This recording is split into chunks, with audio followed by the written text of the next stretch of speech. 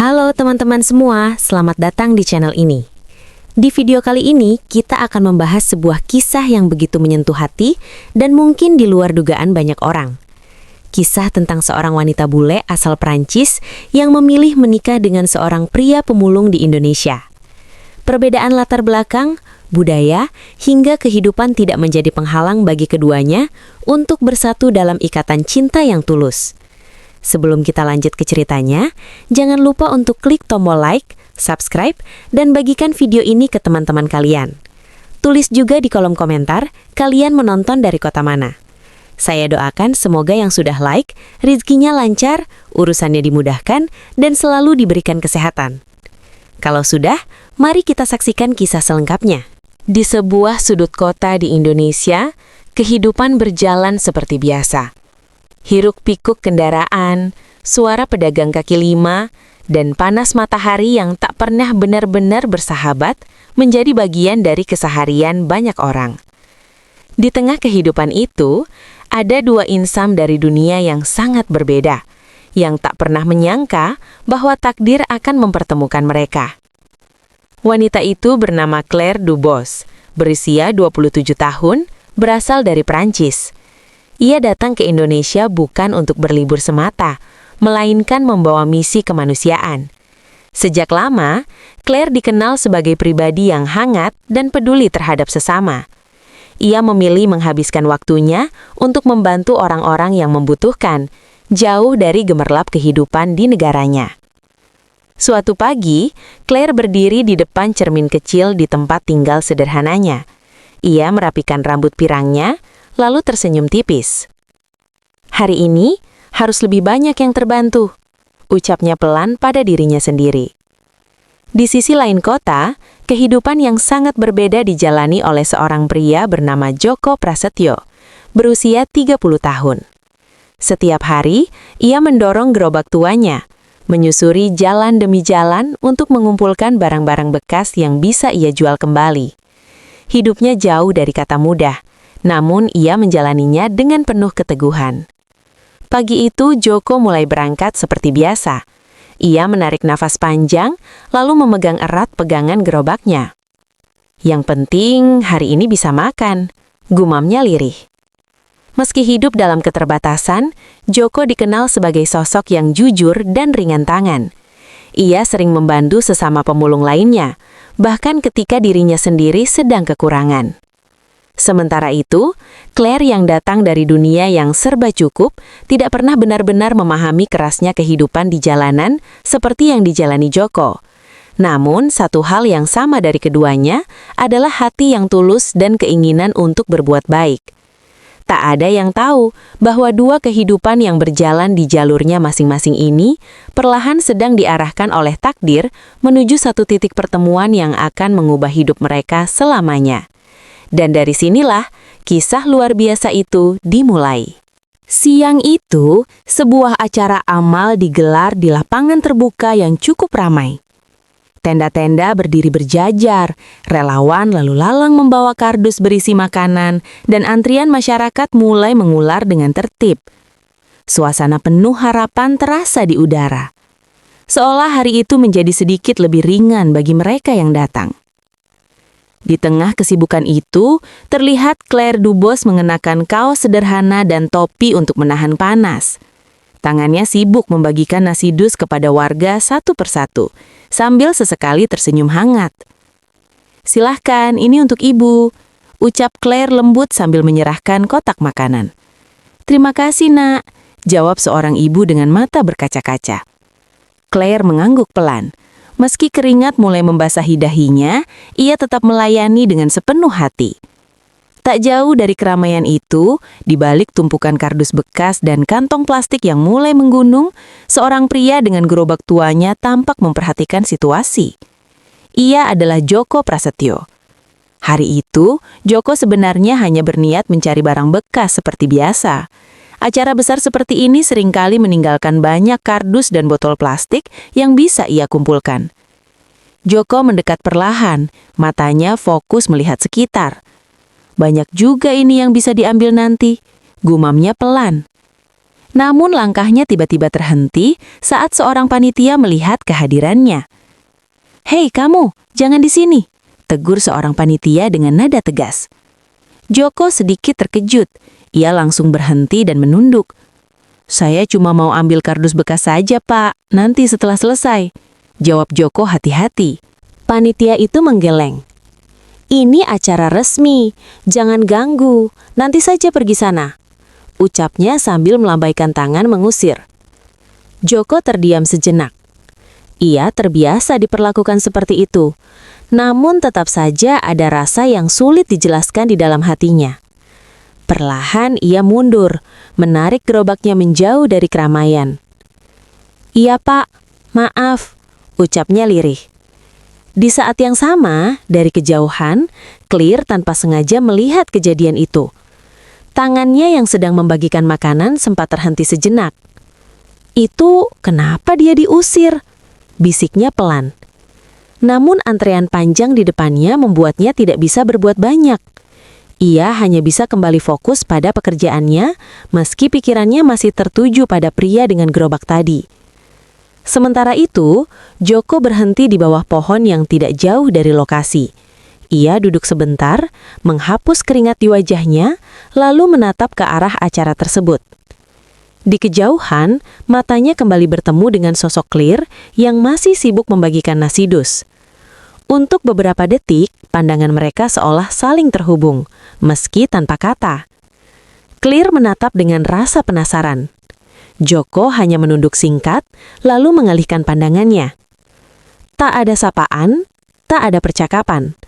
Hanya dua orang asing dari dunia yang berbeda, yang untuk pertama kalinya saling menyadari keberadaan satu sama lain. Tak ada yang istimewa saat itu. Namun siapa sangka, pertemuan singkat yang hampir tak berarti itu justru menjadi awal dari kisah besar yang belum mereka pahami. Beberapa waktu telah berlalu sejak pertemuan singkat di acara amal itu. Hari-hari kembali berjalan seperti biasa, seolah kejadian tersebut hanyalah momen kecil yang akan terlupakan begitu saja. Namun, takdir memiliki cara yang tak pernah bisa ditebak. Sore itu, langit mulai berubah warna menjadi jingga. Jalanan kota tampak lebih padat dari biasanya. Kendaraan berlalu lalang, suara klakson bersahutan, dan orang-orang bergegas pulang menuju rumah masing-masing. Di tengah keramaian itu, Claire Dubos mengendarai sepeda motornya seorang diri. Ia baru saja menyelesaikan kegiatan sosial lainnya di daerah yang cukup jauh dari tempat tinggalnya. Angin sore menerpa wajahnya, namun pikirannya tampak sedikit kosong.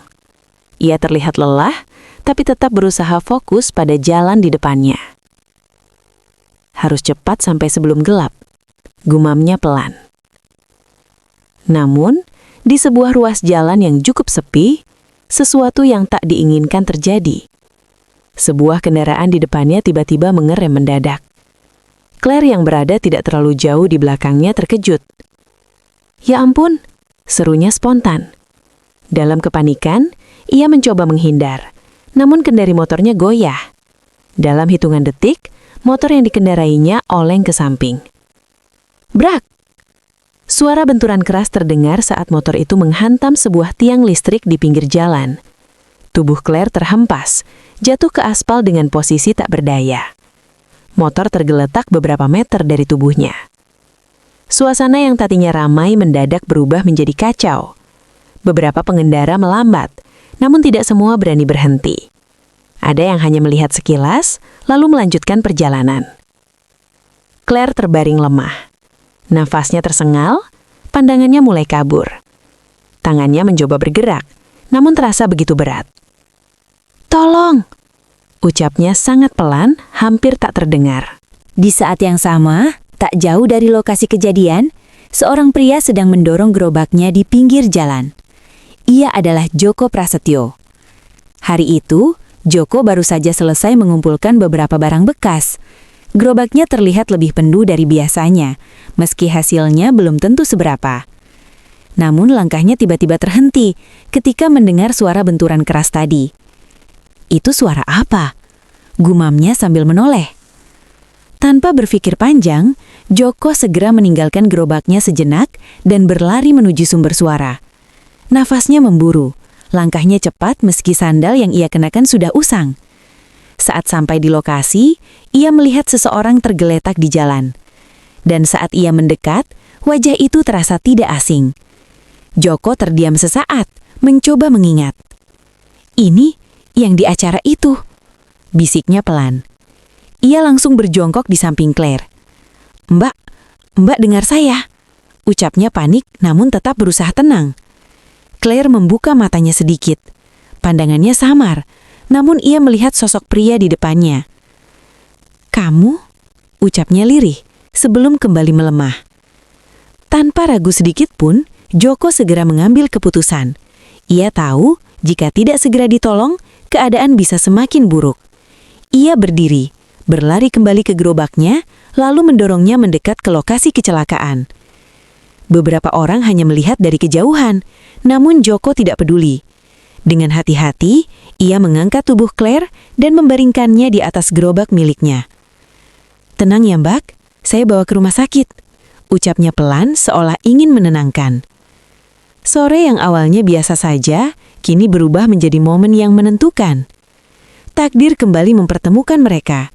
Namun kali ini, bukan sekadar saling melihat dari kejauhan, melainkan dalam situasi yang akan mengikat hidup mereka jauh lebih dalam dari yang pernah mereka bayangkan. Tanpa mempedulikan pandangan orang-orang di sekitarnya, Joko Prasetyo segera bersiap membawa Claire Dubos menuju rumah sakit terdekat. Gerobak kayu yang biasanya ia gunakan untuk mengangkut barang bekas, kini berubah fungsi menjadi harapan hidup bagi seseorang. Dengan napas yang masih memburu, Joko memastikan posisi Claire cukup aman di atas gerobaknya. Ia mengambil selembar kain lusuh yang biasa ia pakai, lalu menggulungnya sedikit untuk menyangga kepala Claire. Maaf ya Mbak, seadanya dulu yang penting selamat, ucapnya lirih. Claire tidak banyak bergerak. Matanya terpejam, sesekali mengerang pelan menahan sakit. Joko menggenggam erat pegangan gerobaknya, lalu mulai mendorong dengan sekuat tenaga. Roda gerobak berderit melewati jalanan yang tidak rata, sementara keringat mulai mengucur deras di wajahnya. Ayo, harus cepat, gumamnya penuh tekad. Jalan yang harus dilalui tidak mudah. Beberapa bagian menanjak, ditambah kendaraan yang lalu lalang membuatnya harus ekstra hati-hati. Namun Joko tidak berhenti. Bahkan ketika nafasnya terasa sesak, ia tetap melangkah. Di tengah perjalanan, seorang pengendara motor sempat memperlambat lajunya dan melihat ke arah Joko. Itu kenapa, Pak? Tanyanya. Kecelakaan, Mas. Mau saya bawa ke rumah sakit. Jawab Joko singkat tanpa menghentikan langkahnya. Pengendara itu mengangguk namun kemudian melanjutkan perjalanan. Joko kembali sendiri, berjuang dengan tenaga yang tersisa. Sesekali ia menoleh ke arah Claire. Mbak, tahan ya, sebentar lagi sampai, ucapnya mencoba memberi semangat. Claire sedikit membuka matanya. Suara Joko terdengar samar di telinganya. Kenapa? Kamu bantu saya, bisiknya lemah. Joko terdiam sejenak, lalu menjawab dengan sederhana. Karena Mbak butuh ditolong, ucapnya singkat namun penuh ketulusan. Tak ada pamrih, tak ada perhitungan. Baginya, menolong adalah hal yang harus dilakukan, siapapun orangnya. Langkah demi langkah, akhirnya bangunan rumah sakit mulai terlihat di kejauhan. Mata Joko sedikit berbinar, meski tubuhnya sudah sangat lelah.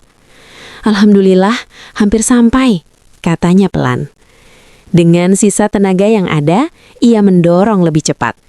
Setibanya di depan rumah sakit, ia langsung berteriak memanggil bantuan.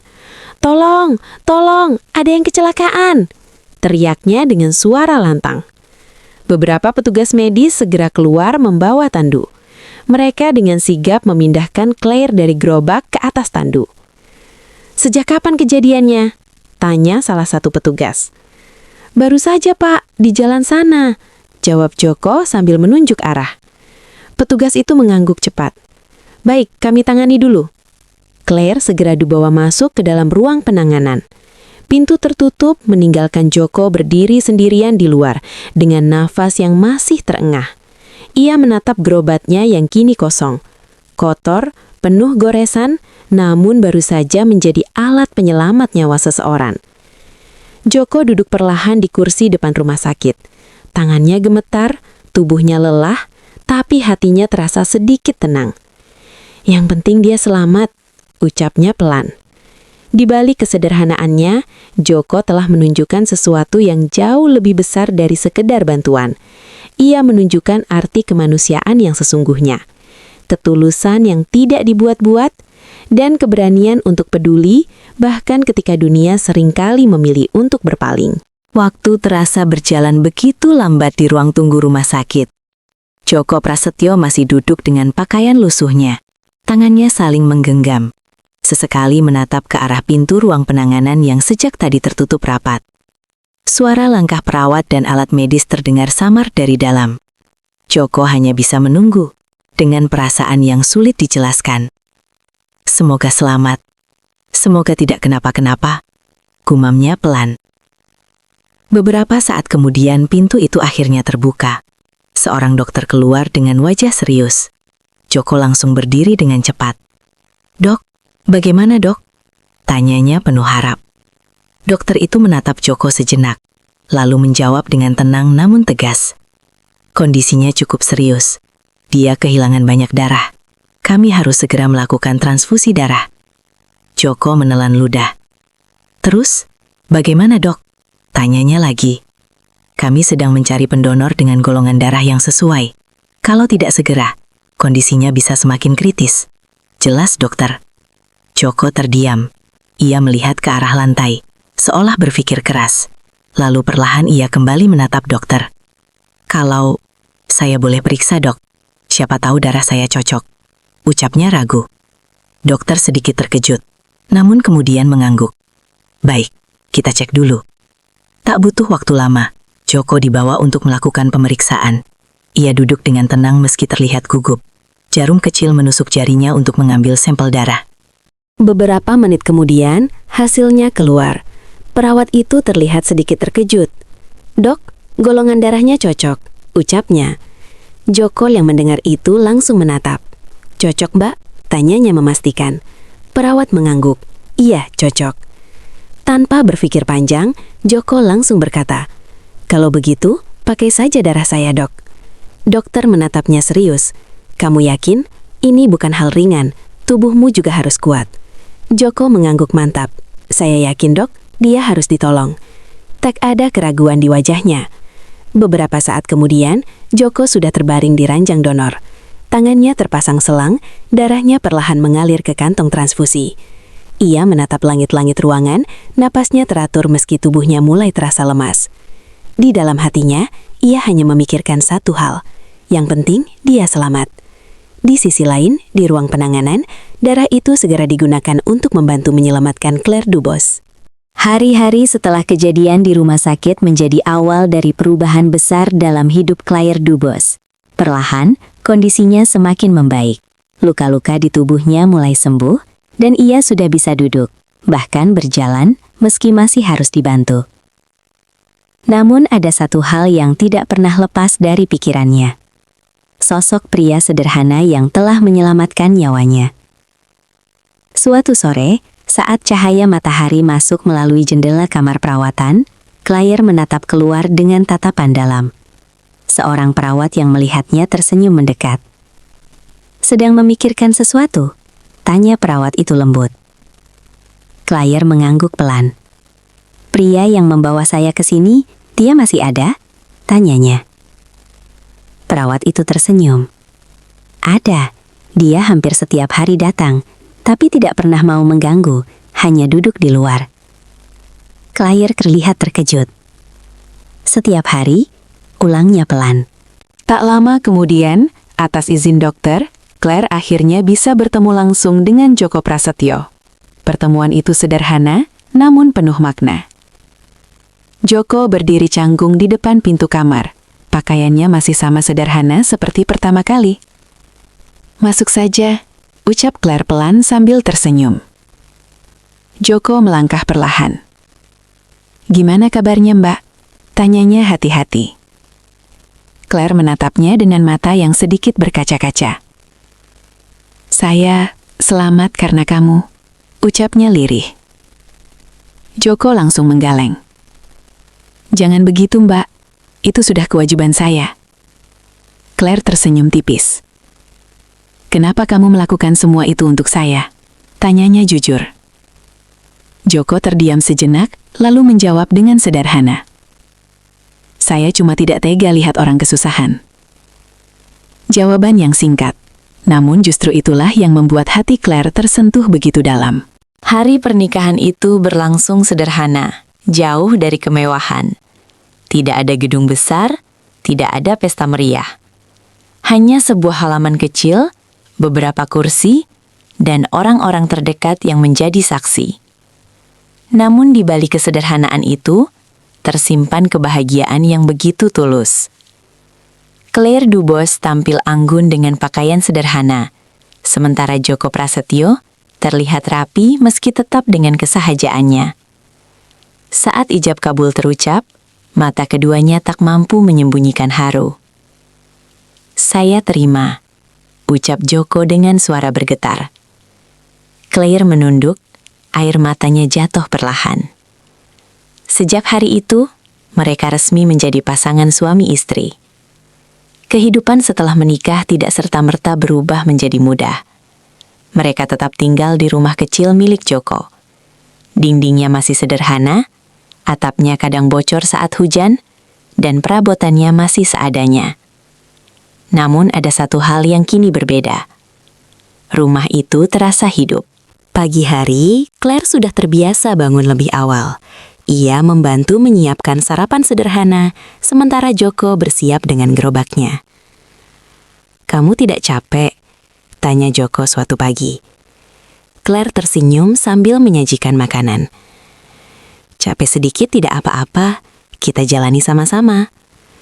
Joko hanya terdiam, lalu tersenyum haru. Tak jarang Claire ikut menemani Joko menyusuri jalan. Ia tidak lagi canggung dengan kehidupan yang dulu terasa asing baginya. "Boleh aku ikut hari ini?" tanya Claire. Joko sempat ragu. Jalannya jauh, panas. Claire mengangguk, tidak apa-apa. Dan benar, di bawah terik matahari mereka berjalan bersama. Gerobak tua itu kini didorong berdua. Sesekali mereka tertawa, berbagi cerita, bahkan saling menyemangati. Bagi orang lain mungkin itu terlihat berat, namun bagi mereka itu adalah kebahagiaan. Di malam hari, mereka sering duduk di depan rumah, menikmati angin yang berhembus pelan. "Kamu menyesal?" tanya Joko suatu malam. Claire menoleh cepat. "Menyesal kenapa?" "Hidup seperti ini, jauh dari semua yang dulu kamu punya," ucap Joko pelan. Claire tersenyum, lalu menggenggam tangan Joko. "Aku tidak kehilangan apa-apa. Justru aku menemukan semuanya di sini." Joko menatapnya. Matanya kembali berkaca-kaca. Hari demi hari mereka jalani dengan penuh syukur. Tidak ada kemewahan, namun selalu ada tawa. Tidak ada harta berlimpah, namun hati mereka terasa cukup. Kisah mereka perlahan menyebar, menjadi pembicaraan banyak orang. Ada yang tak percaya, ada yang kagum, bahkan ada yang terharu. Namun bagi Claire dan Joko, semua itu tidak penting. Karena yang mereka jalani adalah kenyataan. Bahwa cinta sejati tidak pernah melihat status sosial. Tidak melihat kaya atau miskin. Tidak melihat asal atau latar belakang. Cinta sejati tumbuh dari ketulusan, pengorbanan, dan keikhlasan.